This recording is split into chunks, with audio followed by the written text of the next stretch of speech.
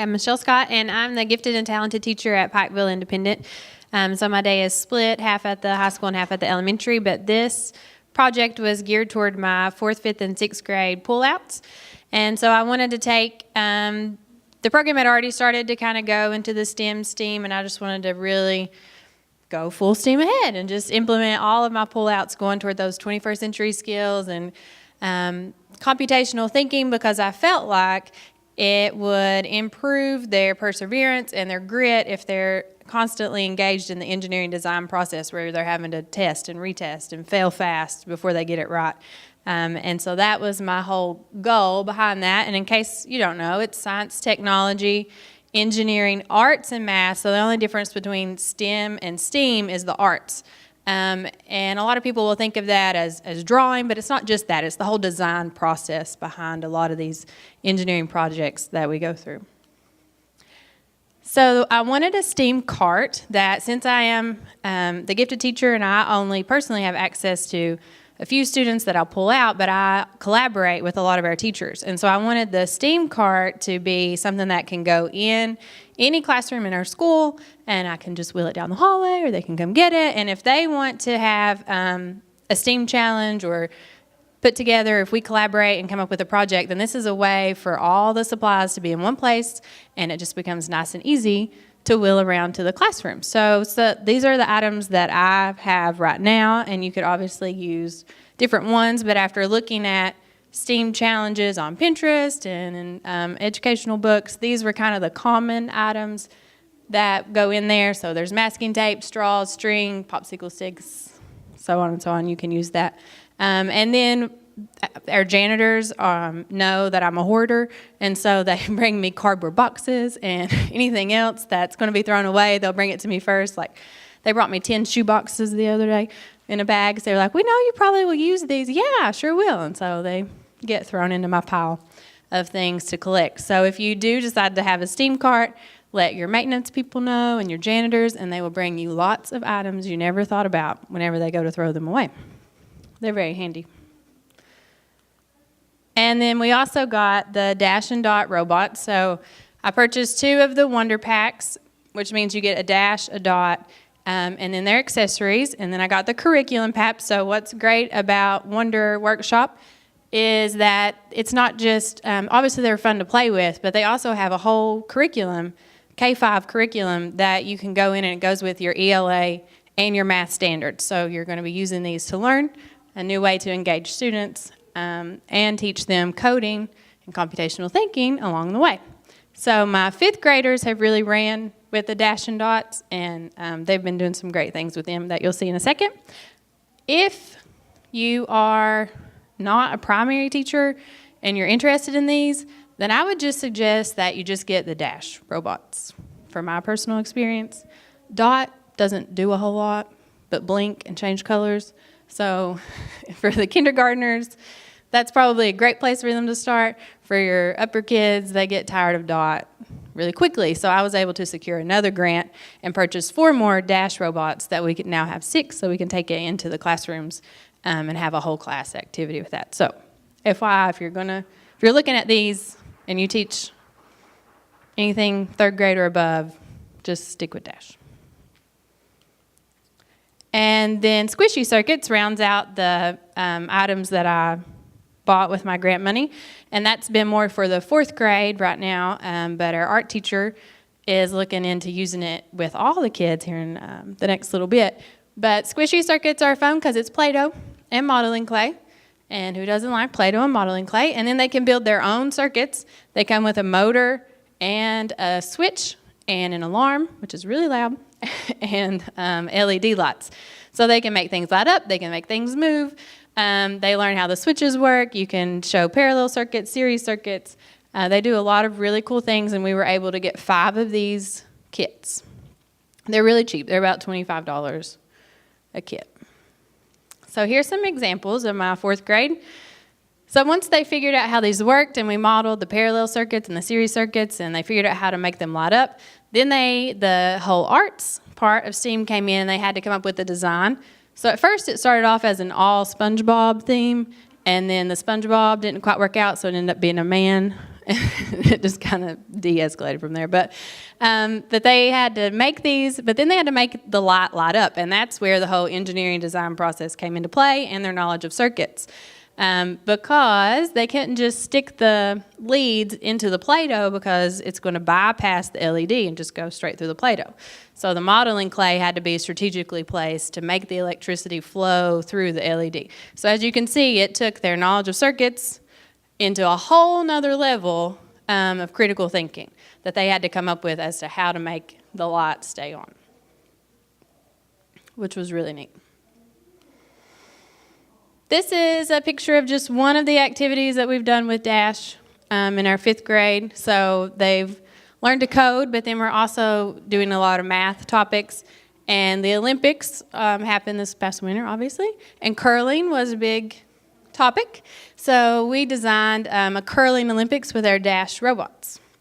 And it went way more than I ever thought. So these kids, I knew that measurement was going to be a thing, and I was having them measure, and they had to program the robot to go so far and fast to get the ball to stop, inside the circle.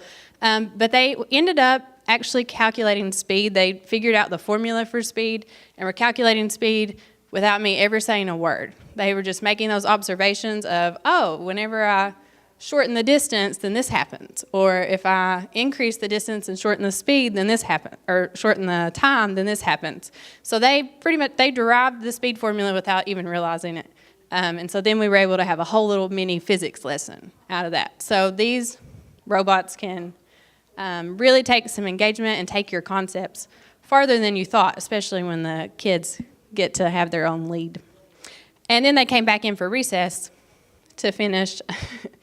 They didn't have to. They just kind of showed up at my door.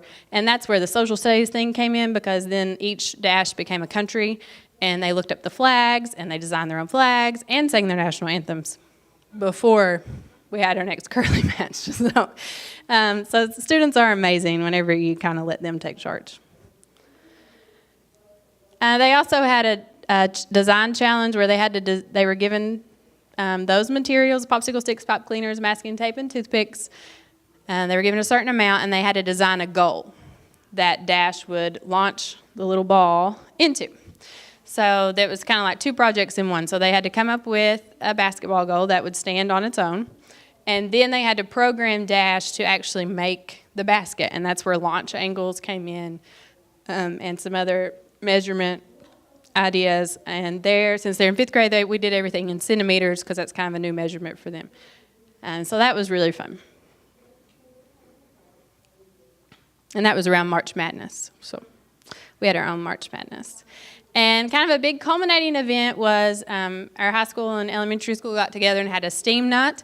So our technology guy kind of heard my want to showcase some of this, and he's been wanting to showcase some other things that other teachers are doing in our STLP, and then our things at the high school. And so we had one big night called STEAM Night and invited our community and obviously our students. And we had a really good turnout. It was a better turnout than I thought, probably because during lunch at the elementary school, we set up the 3D printer and had it printing things to kind of generate excitement. And I think we snagged a few extra people there because they were really excited about the 3D printer. But it was just a way to showcase everything, all the things that you saw there. The students were there teaching other people how to use it. And then my high school and junior high kids, and then other teachers that have been doing STEAM projects too. And it was just a great night that our community could join in. Students who aren't in the pull-out got to play with this technology and learn, and it gave those students some experience in teaching as well. So you can kind of see some pictures. We had a really good crowd. It was in our elementary school lunchroom. So they had their basketball playing Dash there. The squishy circuits are in the top right. And then the video was a video of Dash, them demonstrating Dash, launching the ball into the goal, and teaching some other students that were there at STEAM Night how to program him to do that. So my plans for the future, like I mentioned, our art teacher, we're collaborating with our art teacher, and she's going to use the squishy circuits in an art project for the school. Our 5th grade English language arts, we're using one of the lesson plans with Dash. right before testing as a review. And then we're also working with our librarian to go through some of our STEAM challenges with the STEAM cart in the next few weeks. So what I've seen is that our students are demonstrating more perseverance and problem solving. When we first started these things, they kind of wanted to quit a little early on, or if things got hard, they were like, tell me how to do it. And I'd be like, no, I don't know. You'd figure it out. And now I see that they just keep diving in, and they want to fail fast so they can figure out how to do it right first. And I think taking away that fear of failure is a big thing that we all need to try to be striving for, so students can develop those 21st century thinking skills. And of course, the coding is going to be a big thing in the future too, and they're getting that computer science. And that's my Twitter handle. So we post all the cool things that they do with our STEAM cart and our Dash and Dot robots on this Twitter, on my Twitter. It's basically just all education. So if you want to follow us and check out what we're doing, and we'd love to see what you all are doing, that's where you can see our stuff. Any questions? We have Dash and Dot robots too, and we've not been able to incorporate it into a lesson because you're separate, right? You're just a gifted teacher, right? Yeah. So that's your sole purpose is to incorporate. Do you have any teachers that are able to do that? Like, you know what I mean? Yeah, so we're getting ready to go into, right, we're getting ready to go into the 5th grade English class. And what's been nice having me with those kids is we've kind of made experts of 9 kids, and then she's going to have those kids to help kind of teach that lesson. So that's what's been nice about our setup is we're kind of making, like the 4th grade is also going to use the squishy circuits in class, but now there's 6 4th graders that are experts that can help out the others. And so that's what's kind of made the teachers a little more willing is, since they really haven't had time to play with this like I have, and I can only be there in the afternoons for them, they have student experts that are there to kind of go through. But follow that if you have Twitter, and I'll post our 5th grade English lesson, and I'll let you know how it goes. But they're excited. My 5th graders love taking what they learn and teaching other people. We have a worm farm, too, and they just taught the 3rd grade, and they thought it was the most fantastic thing ever to teach the 3rd grade. But they're really excited to teach their fellow classmates how to use Dash, and I'm excited to see how that goes, too. Any other questions? All right, thank you. Thank you. Our next presenter is Ms. Casey Salyers from W.R. Castle Elementary, and her project is Engage Your Brain by Doodling in Class.